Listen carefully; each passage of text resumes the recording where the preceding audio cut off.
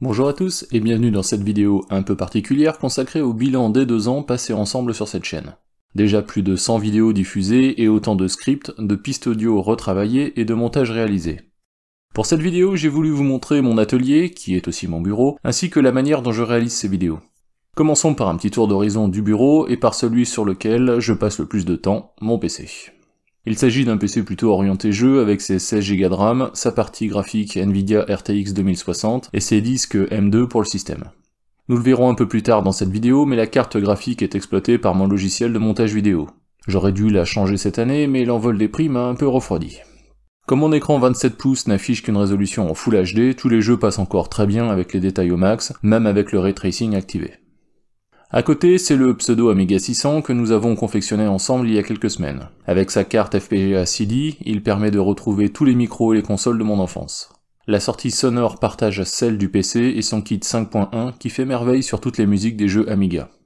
C'est vraiment un bonheur de jouer dans ces conditions, surtout avec le pad Mega Drive qui s'adapte à toutes les situations. Pour parfaire le tableau, il faudrait que je trouve un stick vintage en USB. La boule, là dans un coin du bureau, c'est mon micro d'enregistrement, mais j'y reviendrai juste après. Le flipper, vous l'avez découvert dans mes toutes premières vidéos sur cette chaîne. Il a pas mal évolué ces derniers mois, avec son nouveau backblass, ses nouvelles tables et l'ajout d'un système de jeu avec menu. Toutes ces vidéos sont à retrouver dans la catégorie arcade et pin-cap de la chaîne.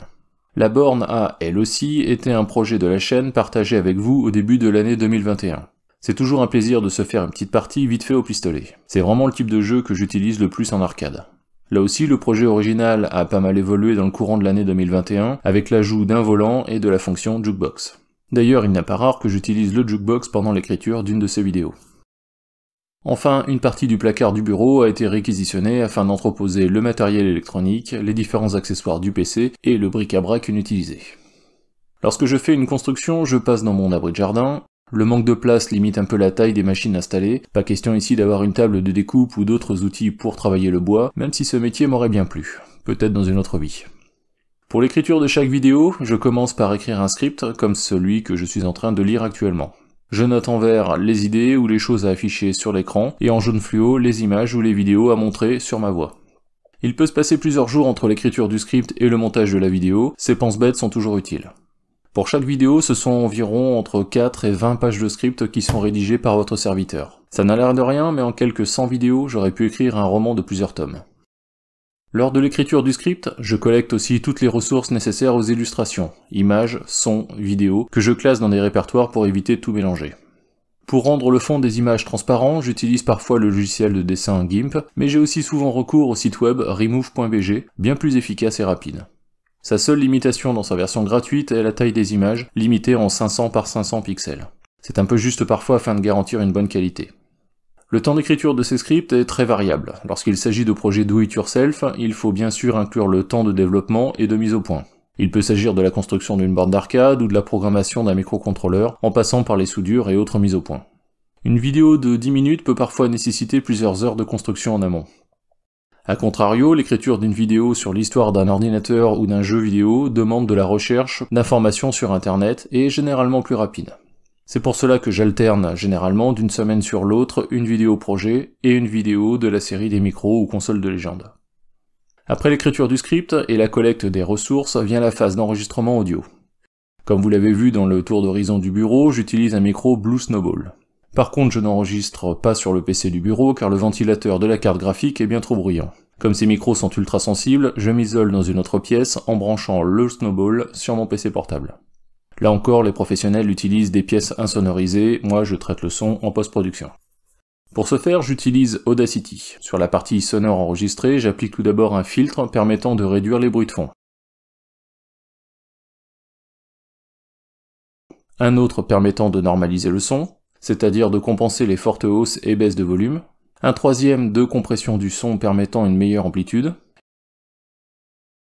et enfin un dernier filtre permettant de maximiser le volume sans distorsion. Voici à titre d'exemple un enregistrement avant et après traitement.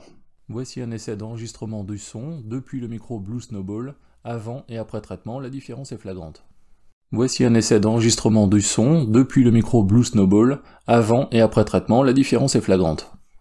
À la fin de l'application de ces filtres, je passe la piste en stéréo car j'enregistre toujours en mono, qui est le mode natif d'enregistrement du micro. Le traitement ne s'arrête pas là, puisque je dois ensuite supprimer tous les moments où je me trompe dans le texte, les bruits parasites, comme les aboiements de mon chien, ou les bruits de respiration qui sont insupportables. En gros, pour 1 minute d'enregistrement dans le micro, je passe au moins 2 minutes à traiter le son. J'ai maintenant le son et les éléments graphiques, place au montage. Pour cela, j'utilise le logiciel HitFilm Express de la société FX Home. Il existe une myriade de concurrents comme Kdenlive, DaVinci Resolve ou la Rolls Adobe Premiere, mais j'aime bien la simplicité de HitFilm et je commence à bien le maîtriser maintenant. Après plus de 100 vidéos, ce serait dommage. À la création d'un projet, je commence par inclure les éléments audio, vidéo et images dans des répertoires différents afin de s'y retrouver. L'environnement de HitFilm est entièrement personnalisable, mais j'aime bien cette disposition. Les éléments à gauche, la timeline en bas, la prévisualisation à droite et les effets au milieu. Pour ceux d'entre vous qui ne connaissent pas le montage, c'est un peu comme du Lego. On prend des briques, ici des images ou des vidéos, que l'on assemble les unes après les autres ou sur les autres en cas de superposition. Par exemple ici, j'ai le fond d'écran en fil conducteur sur lequel je place d'autres images à fond transparent. Merci Remove.bg et GIMP. Les images et les vidéos sont affichées et disparaissent à l'aide de transitions et ou d'effets. Il y en a pas mal dans HitFilm Express, et plus encore dans la version pro payante. N'ayant pas la prétention de monter un film hollywoodien, les effets de base me suffisent amplement. La barre d'espace permet de lancer la lecture de la prévisualisation et d'ajuster au mieux la synchro entre l'audio, ici en bas de page, et les vidéos et images sur la partie supérieure de la timeline de montage. De plus, je fais des allers-retours incessants entre HitFilm et le script dans lequel j'ai apposé mes notes en jaune et en vert. Il n'y a rien de bien sorcier avec de l'expérience, mais là encore c'est très chronophage. Certaines vidéos contenant des extraits de jeux sont assez rapides à monter, mais celles enchaînant des dizaines d'images peuvent prendre pas mal de temps. À titre d'exemple, le montage des vidéos sur l'histoire des cartes graphiques m'a pris environ 1 heure pour 5 à 6 minutes de rendu final. Sachant que chaque vidéo dure au final environ 20 minutes, je vous laisse faire le calcul. De plus, il arrive très souvent que, lors du montage, je m'aperçoive qu'il manque une image d'illustration non prévue dans le script. Là encore, c'est du temps supplémentaire. Même si c'est très chronophage, j'aime bien cette partie dédiée au montage, c'est toujours satisfaisant de voir le résultat final. À la fin du montage, et après une bonne séance de relecture de tous les textes et de vérification des enchaînements, vient le temps de la compilation. Là, rien de bien sorcier, c'est HitFilm qui fait tout le boulot. Comme le logiciel utilise le processeur de ma carte graphique, le temps de calcul équivaut quasiment à celui du temps de la vidéo. Le rendu est donc temps réel.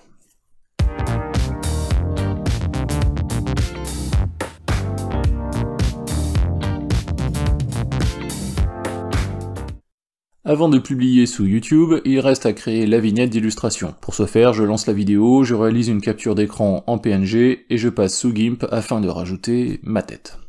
Je sauvegarde le tout en JPEG, car YouTube ne supporte pas les images au-delà de 2 mégas. Dernière phase, mais non des moindres, la publication sur YouTube. Cela se passe dans YouTube Studio, la partie réservée aux créateurs. Il suffit pour cela de remonter le fichier ainsi que sa vignette, et de mettre le titre et la description. Le titre et la description, justement, je les détermine au moment où j'écris le script. Je place ensuite la vidéo dans une playlist, et je caractérise un type de contenu. La dernière étape consiste à planifier la date de diffusion. Dans mon cas, il s'agit toujours d'un vendredi à 17 h. Ensuite, la vidéo est uploadée, mais comme je n'ai toujours pas la fibre, ça peut être très long. À titre d'information et selon le contenu, une vidéo peut peser entre 500 mégas et plusieurs gigaoctets. En ADSL, croyez-moi, c'est interminable. Après, il ne reste plus qu'à jeter un œil sur les statistiques pour suivre les vidéos qui vous ont intéressé ou non. Toutefois, comme je vous le disais l'an dernier, je n'ai pas ouvert cette chaîne pour faire des millions de vues, mais surtout pour partager ma passion du bidouillage et du rétro gaming. Je ne changerai donc pas mon contenu éditorial de tout au tout pour faire de l'ASMR ou pour passer des vidéos de filles qui lèchent des micros, pourtant très en vue actuellement. Sinon, en dehors de la création de nouvelles vidéos, je prends toujours le temps de lire vos commentaires et d'y répondre. Déjà parce qu'ils sont plutôt encourageants, mais aussi parce qu'ils permettent de partager des infos dans les deux sens.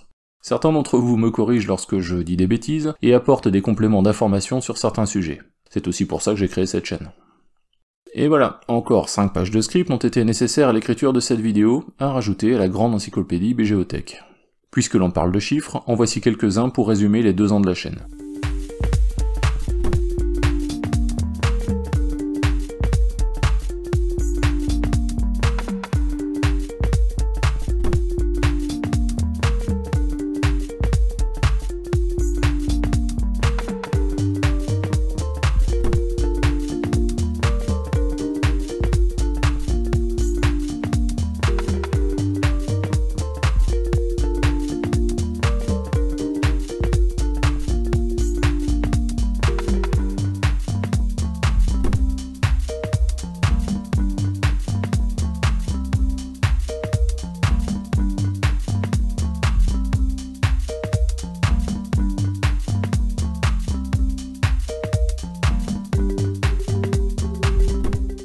J'espère que cette vidéo des 2 ans vous aura plu, mais je tiens surtout une nouvelle fois à vous adresser un grand merci pour vos commentaires souvent très encourageants. C'est parti pour une 3e année où je ne sais absolument pas ce que je vais réaliser, mais c'est aussi ça le charme du do it yourself. Pour continuer à soutenir la chaîne et mes nouveaux projets à venir, n'oubliez pas, comme d'habitude, le pouce vers le haut et le lien pour s'abonner si ce n'est déjà fait.